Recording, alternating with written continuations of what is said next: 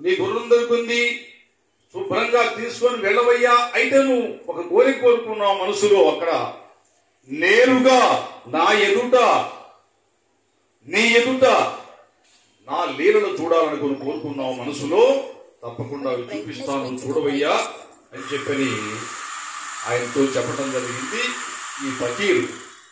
ఆ లీల ఏమిటంటే, బాబాకి అప్పుడప్పుడు సిలుందాగే అలవాటు ఉంది. అంటే ఆనాడు సాధువులు సహజంగా మన పల్లెటూరులో చుట్టలు బట్టలు తాగుతూ ఉంటారు. అది పెద్దలు, ఎవరో పెద్ద పెద్ద వాళ్ళు, ఆ రోజుల్లో ఎక్కువ మంది జనాభా ఉండేవాళ్ళు కాబట్టి అది ఒక సరదా. ఈ సాధువులు మాత్రం సత్రాల్లో ఉండేవాళ్ళు సిలువే తాగేవాళ్ళు, అదొక వ్యాపకం వాళ్ళకి. కానీ బాబా అంతుకు తాగలేదు, సిలుం తాగేవాడు కాదు. ఆయన ముందు ముందు షిరిడీలోకి వచ్చిన తర్వాత అనేక మంది భక్తులు వస్తుంటారు కదా, వాళ్ళు అనేక సమస్యలు, రోగాలతో బాధపడుతూ ఉంటారు. ధునిలో వచ్చే విభూతి కూడా తగ్గకపోతే ఆ సిలుము ఆయన పీల్చి వాళ్ళకి ఇచ్చేవాడు, వెంటనే ఆ జబ్బు తగ్గిపోయేది. అందుకు ఆయన అప్పుడప్పుడు సిలుం తాగేవాడు. కానీ ఏదో సరదాగా తాగుదాం, ఏదో ఎంజాయ్ చేద్దామని ఆ ఉద్దేశం సాయినాథుడికి ఏనాడు లేదు. ఆ తరువాత మరి ఆ లీలలు ఆయన చూపించాలి కాబట్టి ఆయన దగ్గర గురువు గారు ఇచ్చినటువంటి సటకా ఉంది, దాన్నే మంత్రదండం అంటారు. బాబా దగ్గర ఎప్పుడు అక్కడే ఆయన దగ్గరే ఉండేది, అంతకుముందు ఎప్పుడు ఆయన ఉపయోగించలేదు. ఎందుకులే ఆ సమయం రావాలని చెప్పాను. తరువాత ఆ సటకా తీసుకుని మరి అది ముట్టించుకోవాలంటే ముందు నీళ్లు కావాలి, కొంచెం తడపాలి. నేలకేసి కొట్టాడు, ఆ భూమిలో నుంచి నీళ్లు ధార వచ్చేసింది, దాన్ని తడుపుకున్నాడు. మళ్లీ సటకా తీసుకుని కొట్టాడు, మళ్లీ నిప్పు వచ్చింది, దాన్ని ముట్టించుకున్నాడు.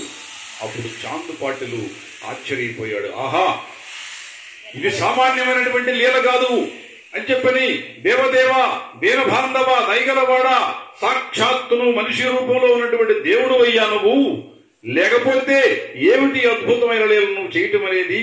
ఇది మామూలుగా అందరూ చేయలేనిటువంటి లీలలు, నువ్వు సామాన్యుడు కాదు, దేవదేవ భగవంతుడివేనని చెప్పిన సాష్టాంగంగా ఒక్కసారి ఆ అబ్బాయి ఫకీరువి కాళ్ళ మీద పడ్డాడు.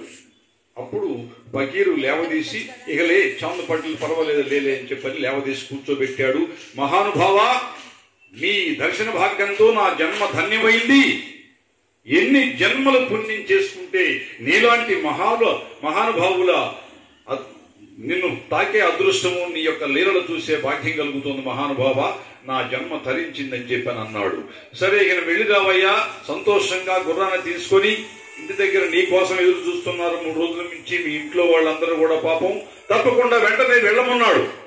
అప్పుడు చాంద్ పాటలే రైతు ఏమన్నాడయ్యా అంటే, మనసులో ఆలోచించి చిన్న కోరిక కోరుకున్నాడు. స్వామి, నేను ఒక కోరిక కోరుకున్నాను, అడిగితే ఏమనుకోరు కదా అంటే, అడగమన్నాడు.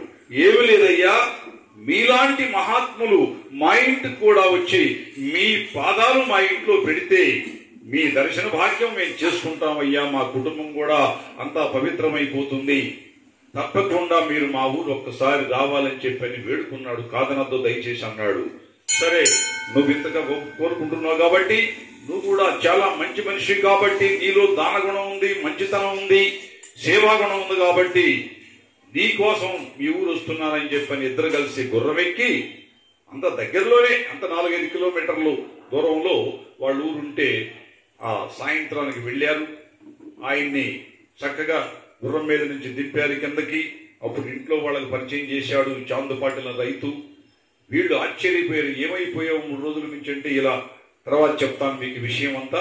ముందుగా మహాత్ముని తీసుకొచ్చాను, ఆయన మామూలు వ్యక్తి కాదు, సాక్షాత్తు భగవంతుడు అని చెప్పని ఇంట్లో గబగబా చక్కగా బ్రహ్మాండమైనటువంటి ఒక సింహాసనం లాంటి కుర్చీ చేశారు. తర్వాత ఆయన పాదాలని ప్లేట్లో పెట్టి కడిగి ఆ నీళ్లు కుటుంబం అంతా చల్లుకున్నారు. ఆయన చెప్పాడు, చాంద్ ఇంట్లో తీసుకెళ్లి వాళ్ళందరినీ కూడా, ఇది సామాన్యుడు కాదు, గుర్రం తప్పిపోతే చూపించింది ఆ మహాత్ముడే, అద్భుతమైన లీలలు చూపించాడు నాకు అని చెప్తే వాళ్ళు కూడా ఎంతో ఆనందపడ్డారు. ఆయన తీసుకురావటం మా అదృష్టంగా భావిస్తున్నాము, మేము కూడా గత జన్మ సుకృతమే అని చెప్పని ఇక వాళ్ళు ఎన్నో మర్యాదలు చేసి స్వామివారికి ఆయన ఎంతో ఆనందపరిచారు. ఆ తర్వాత అయిపోయింది, రాత్రి అయిపోయింది, చీకటి పడింది, భోంచేశారు, చక్కగా పడుకున్నారు. బాబా యథాప్రకారంగా స్వయం అభిషేకం.